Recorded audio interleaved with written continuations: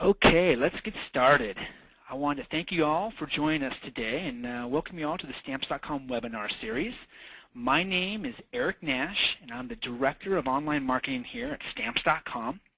Today's topic is social marketing for small business, and we're really excited to have e-commerce and social media expert John ColderIce Lawson present today. John's the founder of the industry-famous e-commerce blog, ColderIce.com, and he's also the CEO of Third Power Outlet, Inc. John's a certified eBay Platinum Power Seller with more than 100,000 transactions. On the social media front, his videos have 135,000 plus views on YouTube, and he has over 35,000 followers on Twitter.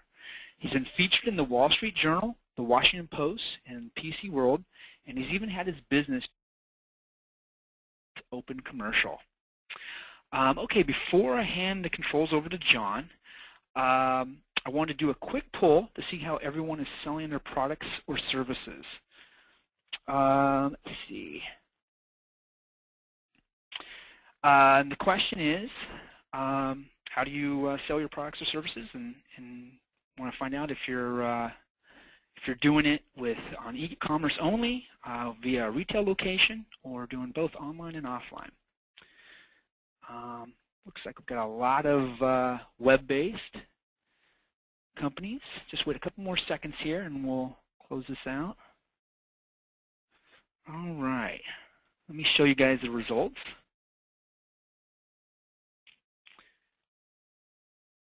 All right, here we go. Here's the results. Looks like most people chose both online and offline, and 34% were just web-based only. So good stuff.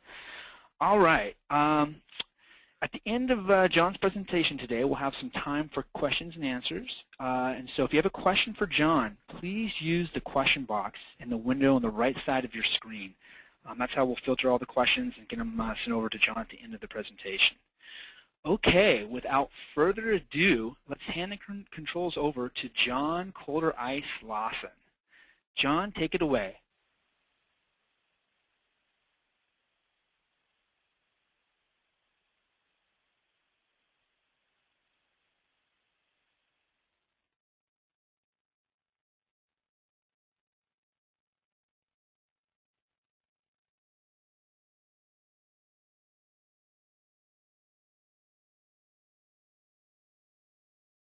Sure. Hey, can you okay, John, I think we can hear you now. You can hear me now, okay, because it was like yeah. I wasn't hearing anything. All right, fantastic. So do you see my screen or yet? Not yet, not yet. Let's do this. Okay, show my screen. You should see. There we go, we got it. You got it. Fantabulous. Okay, guys, I think we're ready to rock and roll. Thank you for the intro, and let's get down into this thing. All right, and I'm just going to kind of go a little bit quick because I got a lot of stuff to cover, and I want to make sure you guys get all of this great information, and hopefully you'll walk away with some really actionable stuff after we get done with this hour. Okay, so I want to review a little bit because who am I? All right, I'm just John. But what I have done in the past, I guess, couple years or so is I started a blog, and it actually won an award in the Startup Nation contest for being a social savvy kind of guy. So I'm social savvy now, at least in their eyes. So that was the award that the blog actually garnered for me. But I'm also a top e-commerce seller, and I sell on eBay. I've got over 105,000, it says 104 now, but maybe 105, 108, I don't know, somewhere in there, feedback. That's actual transactions that we've done with customers that have left a comment. I'm also a top seller on Amazon's platform, and I have my own web store, of course. So let's just get into this. What is the World Wide Web? Or what is the World Wide Web becoming?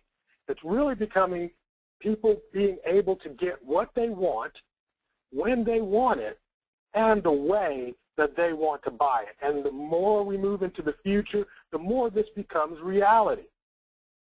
So We know that the World Wide Web is ginormous. It's huge. And you have to keep in mind that this is me. I'm the needle in the haystack. And to try to get yourself, your products, your business noticed, you have to come from the right perspective of, hey, that's me. This is how big the stack is, and I am just the needle. So we want to use some tools to help us move so that we can make more impact in our area of expertise or whatever it is that we are selling, whatever that might be. So in order to do this, guys, I want you to really open your mind up because we're going to explore some new ideas. There's going to be some new opportunities that you might discover. I'm going to give you some facts that I have actually, gleaned from my years of doing e-commerce. And, some of you might be a little bit discomforted by some of the things I say because I'm not your average everyday wannabe guru. I'm not wanting to be anything. I'm actually doing what I talk about. This is about making money and showing return on investment because I'm running a business and my business has to make money or my children don't eat. So I'm going to not necessarily fill your head with, some of the ethereal. We're going to talk real hard stuff. So this is just one man's story. It's my story, okay? So first, let's talk about the walls of the web. We used to have, back in the early part of e-commerce, this sort of prison theory, where if we could get somebody to our website, all of a sudden they would be totally entombed and they would stay on our web page forever. Well, that's not the case anymore. The prisoners have been released, and you can't really say that somebody's dropping into your website and is going to stay there, or that they would find the information for the product prior to purchase by going to your website. A lot of times people are already finding the information and already desiring to buy prior to even entering your website. So that kind of philosophy is a little bit old, and the walls have now come tumbling down. What's going on in terms of web and technology, really, is if you look at this slide right now on the left-hand side, you will remember that thing at the bottom, that personal computer. If you're old enough, you remember it had like one color in the screen. We didn't have multicolored screens. We had black or green. Maybe some blue if you had, one of those. But you had a monitor, and in order to make entry, your input device was simply a keyboard. And if you had to go to the next field, you would use the tab key, And we would create things on that device right on it. It would actually reside on that personal computer, and if we wanted to share what we had on that device, we'd actually have to copy it to a floppy disk drive or a CD back in the day and move it over to another computer just to share it with somebody else. Then we got into the next phase of evolution here, and we got a mouse, and the mouse was kind of cool because you could interact, and you didn't have to tab, tab, tab, tab, tab. You could just click to get to that point where you wanted to go. We had this nice GUI or graphical interface. And communication started moving forward with things like email. So instead of creating something directly on our PC, we could actually create it and then share it with somebody via email. They would then open that file and use it. So that became like internet communication or internet commuting because computing, because now our computers were semi-tied together. So fast forward to today and look at the innovation that we have. We input things with our fingers now. You can touch the screen. You can make it larger. You can make it smaller. There's a keyboard on there, and you press the key. And we're not just sharing the information, but we're actually able to consume the information and then share it again. I like to use the example of consumption really being, let's say you create a playlist for your, iPod. You can actually share that with somebody else, and they can consume that same playlist that you had and then share it with somebody else. So now we're not just sending things to each other. We're actually able to consume it, revise it, and then push it back out to other people that are in our network. And of course, we're no longer just attached to a desktop, nor just to a laptop. A lot of this we're able to do in our pocket with our mobile phones and mobile internet communications. It's absolutely amazing the evolution we've gone through in this short period of time of maybe about 30 years when it comes to personal computing. How has that changed everything? Well, it definitely has changed everything. It's a new web experience today. It's very personalized. Unique results are being fed to you even in Google. If you log into Google, what you see when you search is not necessarily what I will see when I search. And right now, I'm not at my home location. I'm away, and when I do a search for a restaurant, it recognizes what zip code I'm in and brings back a lot of location-based results. So it's very personalized. And also, it's becoming where it's more socialized, because all of the things that you get, you can share with other people, and those people can consume it. I can tell people about what restaurant I just ate at and give some star reviews and post it out on multiple sites, and people can say, oh, okay, well, John recommended that restaurant, and they're able to now consume it, and I'm able to push it out in social space. And, of course, it's mobilized. This guy loves his phone so much he attached it to his head, you know, or you can be one of those people that are running around looking like the lady from Star Trek with that thing blinking in your ear. I'm not a fan. But it's mobilized now. So every time I am using my phone, I can actually say, well, here's where I'm at.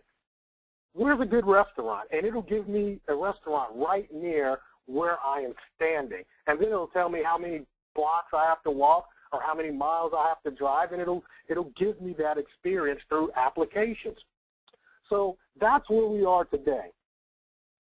So if you want to be successful in this new environment we call social media, mobilized commerce, and all of that kind of good stuff, here's what I suggest you do, and this is what I do. I study the 1%. That's the people I want to watch. I want to watch the people that are the biggest, the baddest, and the best out there.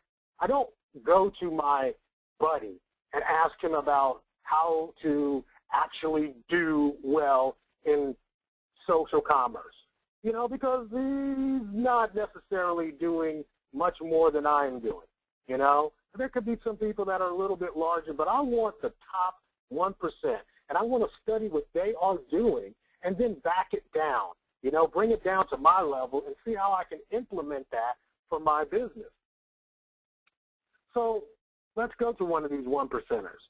How many of you have heard of this Dell PC case study? Dell PC says they made $6.5 million on Twitter.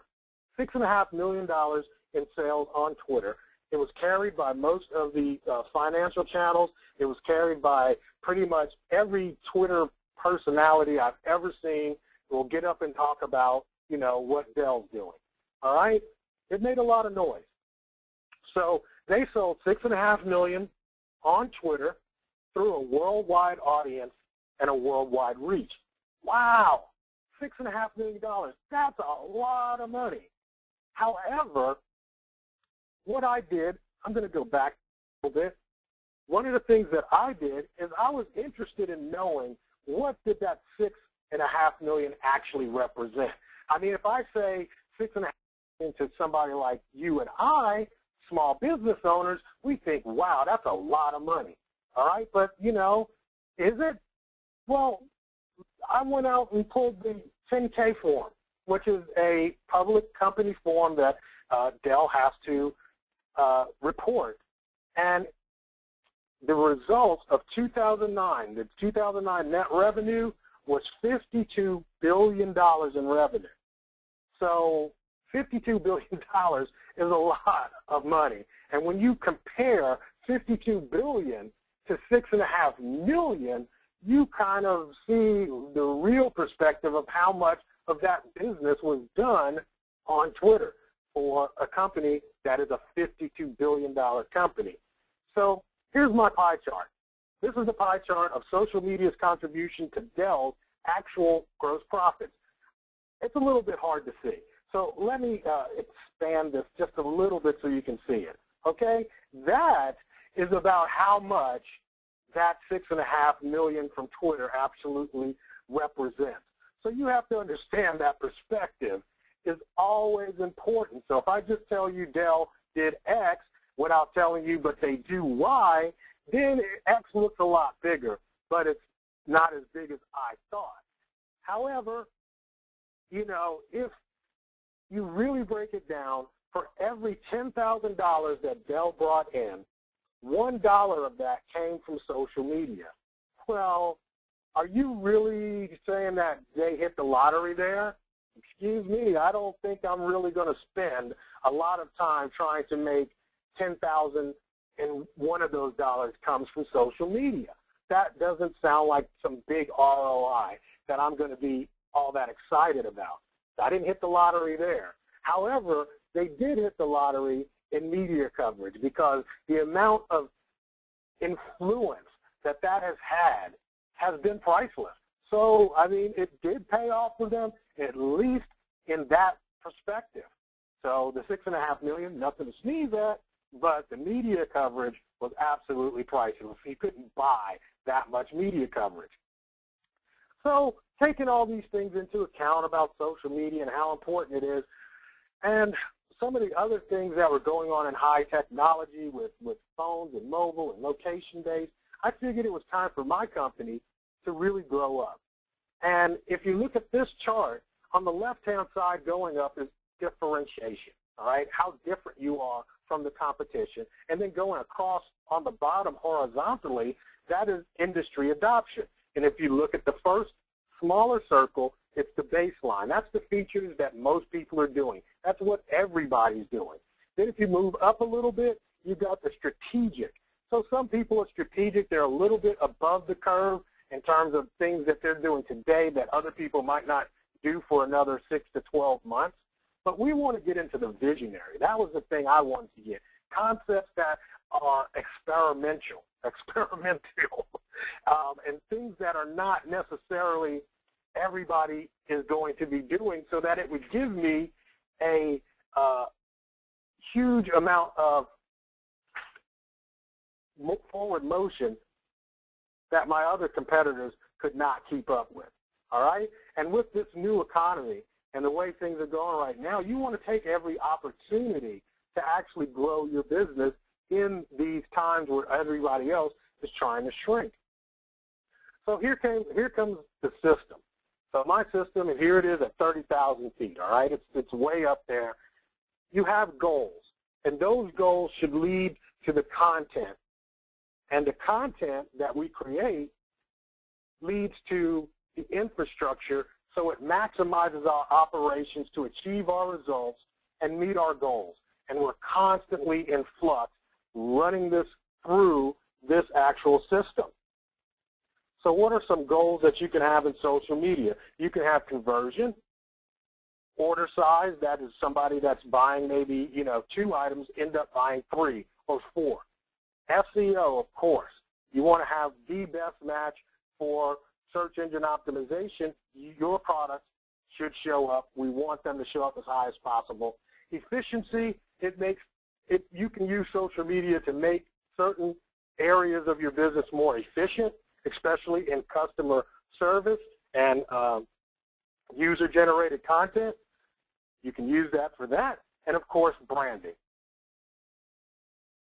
Some of the content that we can use, editorial content, which, of course, are the descriptions for your products, user-generated content, which would be feedback, customer concerns, actually dealing with forums, product data, and again, branding, another good one in the content area. Infrastructure.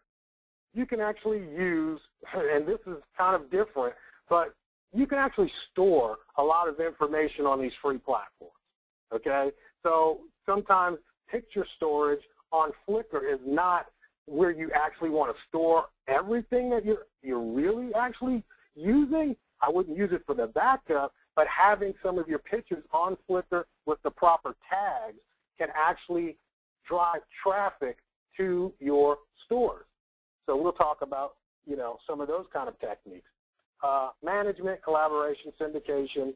Syndication is very big. If I create something that is similar to this right now, I'm speaking into a microphone, I can take that and I can transcribe it and syndicate that out, both through voice and through blog posts or stories, things like that.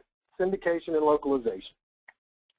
The operations portion, scalability, flexibility, and its extensibility. And that is one big thing that is going on with a lot of the social tools, is that they are scaling rapidly. And as they scale rapidly, and as you become more and more aware of what the opportunities are, you will, scale as well, because the tide lifts all boats. Some of the results that you want to measure, ROI, of course, globalization, how much are you spreading, cost, efficiency, product data, leveraging that data. Okay? So what you want to do is just use technology and tie it to simplicity. Use the technologies today to help simplify your business, automate some parts of your business, and then once you find something that's working well, use it to duplicate it. So if I'm finding something that's actually working for me and it's actually working for one product, can I duplicate that throughout my entire SKU list of products? Absolutely. And you can do that very easily with the technology available to us today. So why social media? Why is that one important? Well, hey, social media is a low-cost solution and extremely high-tech technology. This kind of technology would have cost you, I don't know, tens of thousands of dollars just 5 years ago. To actually create a good community would have cost you thousands of dollars. To have a community blog site would have cost you thousands of dollars. Today, you actually can get it for little or no cost using tools like a Facebook, fan page. Understand that social marketing is not religion. It's not a let me come to the altar and pray and hope and wish that something will change. It's not that kind of party. Don't let anybody get you twisted in thinking that.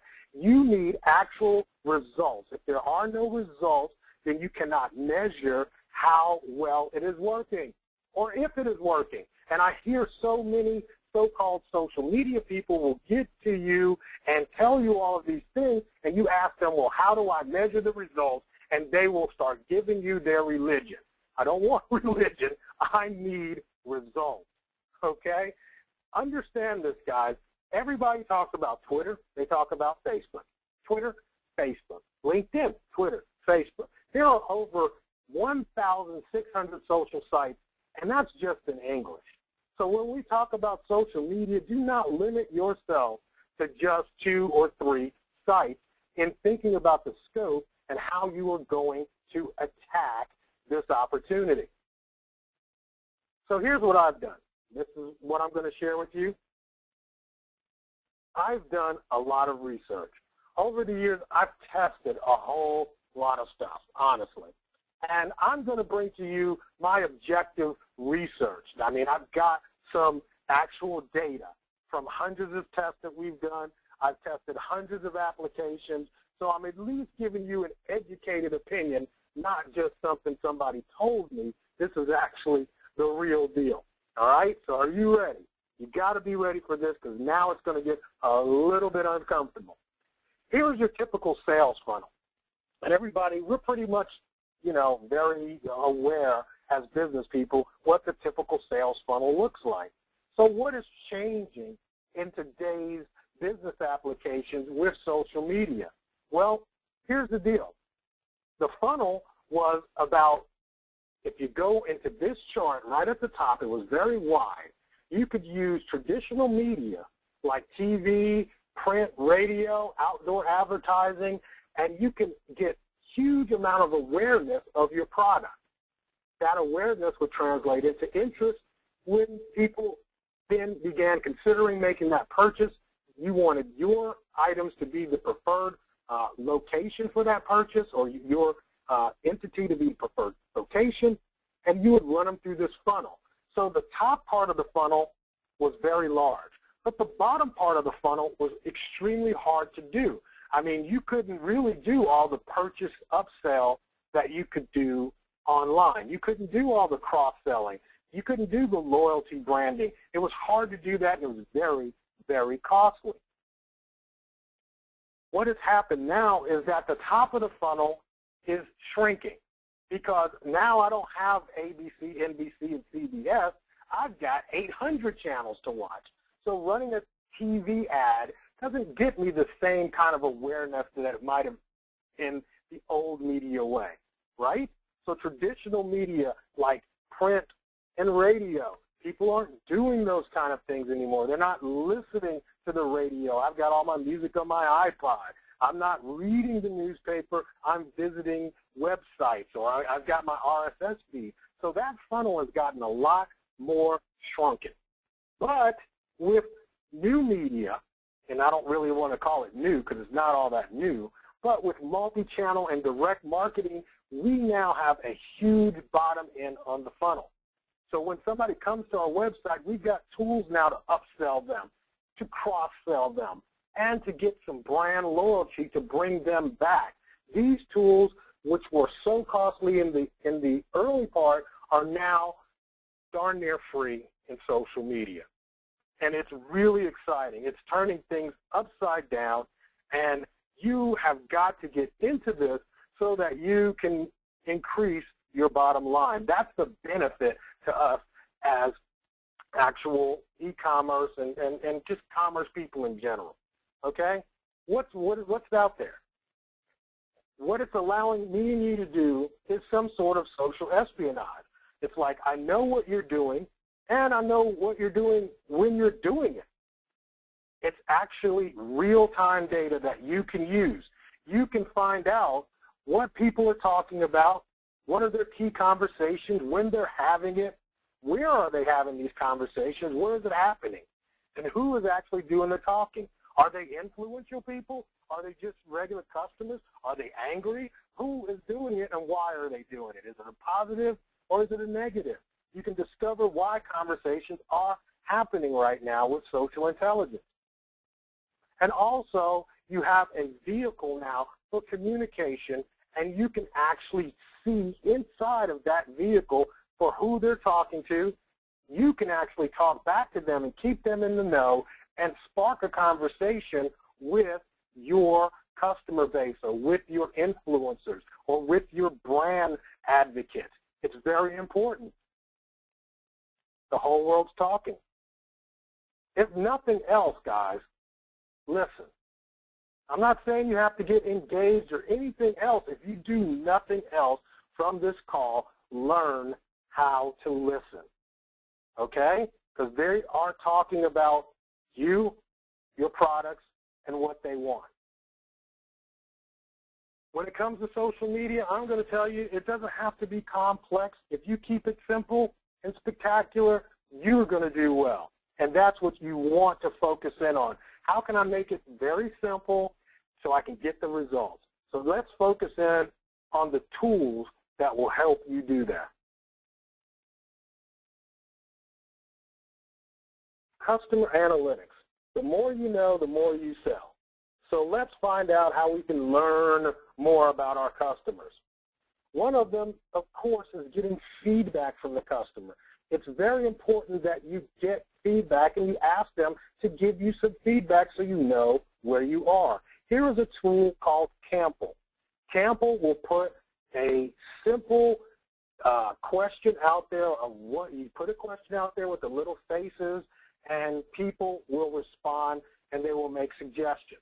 All right? That is a free tool you can use. It's at Cample. Notice the spelling, KAMPYLE.com. Excellent tool for getting customer feedback. Next one is called Reportive. Okay? Notice the spelling again, Rapportive. Okay? And what that does, if you have a Gmail account, this works for Gmail, then when somebody writes to you in Gmail, it will go out there and crawl the social space for any information that is available freely and openly from that person. If they've got a Twitter account that's attached to that email, if they've got Facebook posts that are attached to that, you will get that. If they're on LinkedIn, if they're on Flickr, it goes through hundreds of sites looking for that profile from that person based on that email address. Fantastic to use when you are dealing with customer interaction. You're actually finding out where they reside. The next one, of course, is Twitter, and this is a tool for Twitter. It's called Hootsuite. Again, notice the spelling, HOOTSUITE.com. Hootsuite allows you to track your Twitter friends. So first, you can organize your Twitter friends. Maybe you want your family, your business, your vendors, and you can put them in different columns on Twitter so you're not looking at one long feed. But that's cool. But the other thing that it allows you to do is it allows you to get statistics on URLs that you embed inside of your Twitter posts. So this kind of an analytic tool is really fantastic. You can actually see how many people clicked on that link, when they clicked on that link, and what country they're from. I mean, it's absolutely incredible, and it's a free tool. It's a free tool. So that's another one of those tools where you can actually find out, because the more you know, the more you sell.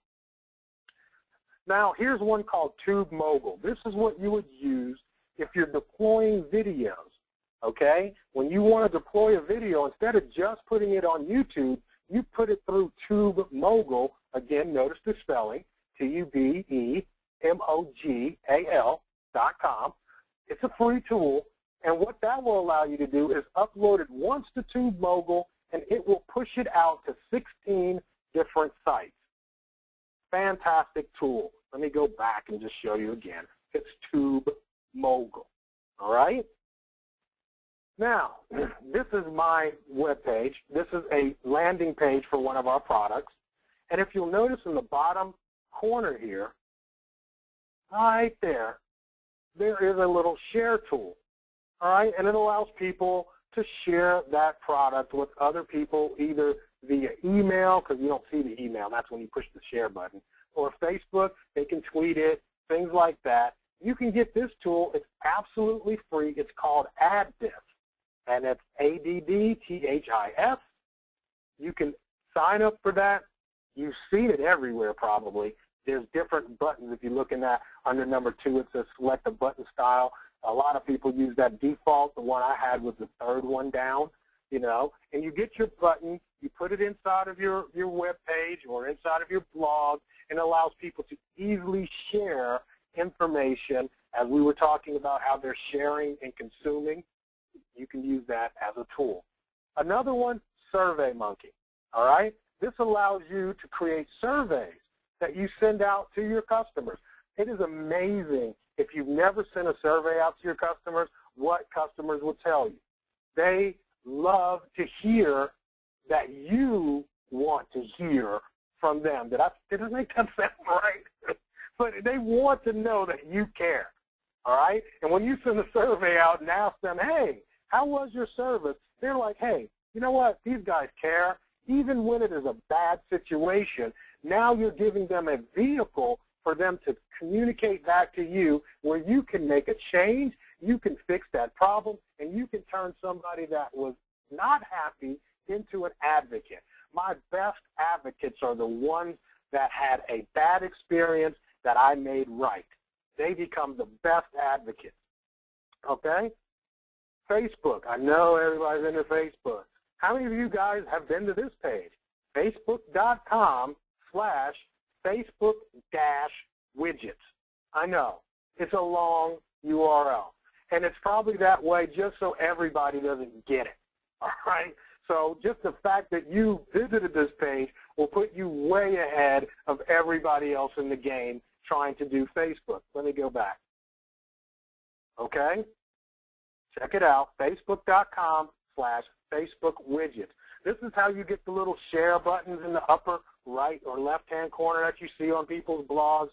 This is where you'll get some fan boxes, badges, all of those kind of things. There's a lot of widgets that a lot of people don't even use because they've never visited this site. They don't even know about it. And just because you came here, you got a good tool that's going to get you above the fray on Facebook. Okay. The other one is often overlooked. It's called SlideShare. The reason why I like SlideShare is because maybe you don't want to make a video. Maybe you're not comfortable doing some audio podcasty thing. But every one of us are pretty comfortable with making a slide presentation. You can actually turn some products into slides, put them on SlideShare, and share them with the world. And what that's going to allow you to do is it's going to give you some SEO bump for your product category. Now, you want to make sure, I don't want you to just go out there and just take some pictures of furniture and just put it up there. I mean, you want to actually offer some good quality information around that. So maybe if you're going to do something on furniture, you're telling them how to clean furniture, and you're using pictures of the furniture you guys sell, and on the same, thing you're saying, hey, well, we actually do sell this kind of furniture, or we sell this polish too, all right? But you want to offer good quality content that would make somebody not only just come here, but actually share it with somebody else, and at the same time, you're going to get the SEO bump because SlideShare is ranked really pretty high in Google rankings, so that's some more bump for you and your site. Let's talk about blogging real quick, okay? Because I am a proponent of blogging. You have to blog. Do you have to blog like everybody else tells you to blog and do it all day long? No, I disagree with that. If you do nothing else, get a blog site and put your 10 most asked questions on that site and answer them. Just your 10 frequently asked questions. That alone will give you SEO bump, and it'll also get you started and getting the feel on blogging, because we already know that your customers want them because they're your 10 frequently asked questions anyway. Look, Google loves blogs. Almost instantaneously these days, it will start ranking your blog posts. Matter of fact, it became so imperative that Google ranked blogs that they created a new indexing tool called Caffeine, where they would scrape, and visit blogs, not just blogs, but all sites, but really most of the things that were changing were blogs. And they had to get that information indexed fast. So now they are able to get, new blog posts indexed very, very quickly because of Caffeine. And they rank blogs very high. You know why Google ranks blogs high?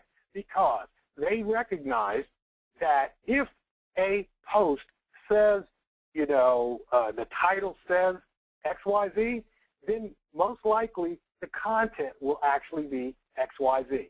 So they realize and recognize that blog sites actually have good quality content that people are looking for. And that's why I believe a blog is something that you have to do if you want to get started in social media. I would absolutely suggest, before you tweet, before you Facebook, before you make a fan page, before you get a link to all of these other things, I would actually say the most important thing that you could do for your business is blog. And it doesn't have to be something that you do every day, every week, not even every month. It's just something that you need to do as soon as you possibly can do it. That's my personal opinion. So the other thing that Google loves are videos. If you did not know this, the #1 search engine site is Google.com. The #2 search engine site is YouTube.com. YouTube is the second largest search site. After somebody searches for something on Google, they're most likely to search for it on YouTube. They love it. I love it too. Here was a video I created back in 2007.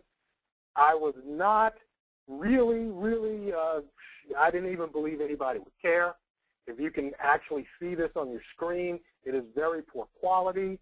It's incredible how bad this video is. But I sell bandanas, as you saw in that last slide.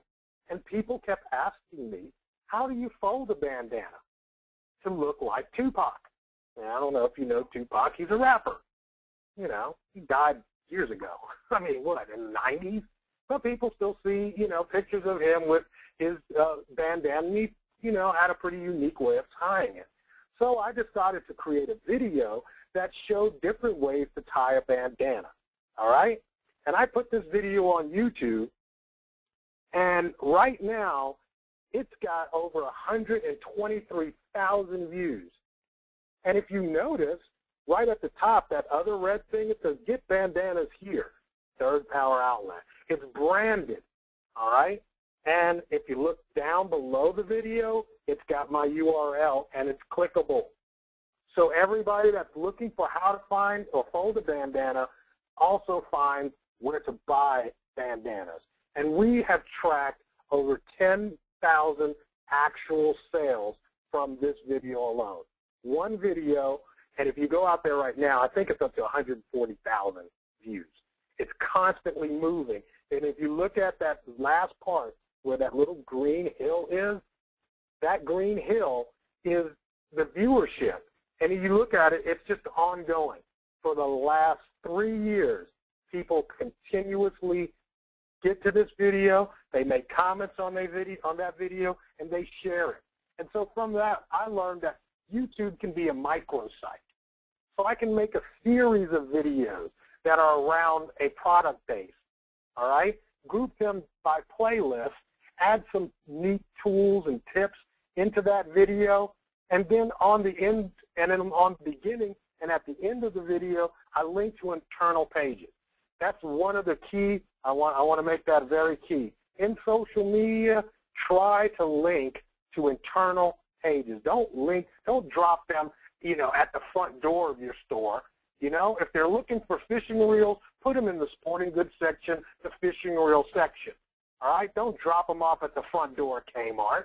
No, that's what you want to do. Link to internal pages, because that's going to get that bump, because people are going to not feel very overwhelmed and just, you know, what they sometimes do is they'll click, puke, and leave, you know. You don't want them to do that. You want them to click and stay. So drop them right where they want to be and where your video is or your other social site content is talking about. All right? Once you start creating things, try to keep creating. Try to be creative. You know, one of the things is that you can barely make a mistake. I mean, unless you just really just, you know, lay one that's no good, you can always take it away. All right? But it's out there. It's free. Use it. Having said all of this, guys, you know, I can't really tell you personally on one phone call what you need to do in your business. That's not my job. That's your job. You are the CEO. You are the one with the vision. You're the one on this call. You know your business better than anybody, and you should know your customer. You know what they want. You know how to reach them, and you know what moves them.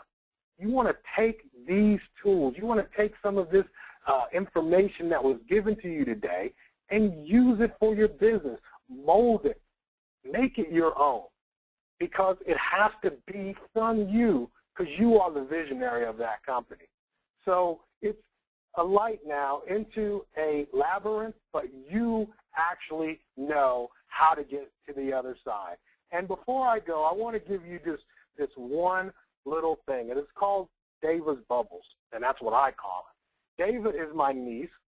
She's 5 years old. Well, she's actually 6 now. And I was watching her the other day, and she was running outside with bubbles. And she was blowing bubbles, and then she would chase it down. And I know you know how children do. They will blow that bubble, and then they want to chase that bubble down and catch it on the stick like some of us adults do. And that's what she was trying to do. But every time she would run after the bubble, she would turn her bubble bottle upside down and drop it to the side of her while she was running. And the bubble juice just kept spilling out. So she got about 5 bubbles out of that bubble bottle, and then she wants to cry because all of her bubble juice is gone. And I'm like, you just spilled it.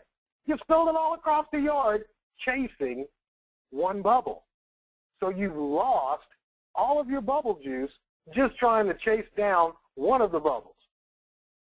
And that is what you and I cannot do.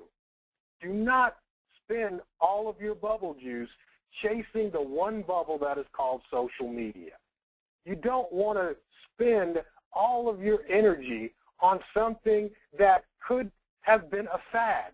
Yes, years ago, I think it was like 2 years ago, everybody was talking about virtual reality and how we were going to be walking through these virtual places, and, you know, and it didn't happen. I mean, nobody's using that space anymore at all. Not that I know of. I mean, I guess maybe there's a few people that are still using that, you know. On the flip side, there are things that have just taken off. Facebook took off, you know. So you don't have to be the first. You just have to be the next, okay? So you don't have to chase after the bubble. Wait till it lands on the stick, and then you can play with it after that, okay? So don't run and spill all your bubble juice chasing after one bubble. I want to make available to you, which is coming out at the end of this month, I want to make this available to you, which is a very in-depth white paper that I'm putting together for small business, social media. We're going to go through the ABCs of how to do these things that we talked about. You can get that by simply sending me an email, john@ColderIce.com, ColderIce.com. And I will make that available to you. Thank you for listening, and I think I am pretty much done. So I got to figure out how to put it back over there to the other presenter. And, oh, wow. Let's see. Whoops, organize. I think I can do that, John. I think, let me see if I can get it back over to me. Yeah, there's a lot of people names in here. Cool. All right. I think I got it back here on mine. All right. Let's see. Okay. Awesome. All right. So, hey, John, excellent presentation as always. You know, the content and all the resources that you provide are truly awesome. I've had the pleasure of seeing you speak a couple different times, and each time I see it, it's truly a rewarding experience. So, great stuff. I think we're ready for some questions now, and we've had a ton of questions come in. I'm not sure we'll be able to get to them all, but we'll certainly we'll certainly respond to everybody's questions via email for the ones we're not able to say right now. But our first question comes from Chuck, and he's asking, what is the benefit of using a hashtag in Twitter? He wants to know, how is it any different than simply using the same keyword in the body of the post? I mean, you know, the thing is that a hashtag is something that you can share with other people. It has no special meaning at all. It's just easier to search for that, you know, hashtag plus word as opposed to just the word, because somebody else might be using that word in everyday conversation. It's nothing spectacular or, you know, it doesn't give it any new meaning. But there are several new tools that only search on hashtags. So, you know, it gives it a little bit more visibility, and it lets people know that what you're giving out is not just some, you know, flippant word, but it's actually a hashtag. Gotcha. Okay, cool. Here's another question from Jen, and she wants to know how people are using LinkedIn as a social media tool for their business. You know, I find that LinkedIn is really great for networking, okay? I wouldn't see it as a push for, you know, customers unless you are actually doing something that is service-based, you know, then maybe you'll be able to find some customers there. But I really find it great for networking. There are, you know, the people in a lot of their groups are very, very vibrant in terms of how they post and answer questions. So you can go out there and actually get involved with some of the groups in LinkedIn, and you will find a lot of value in that. Very cool.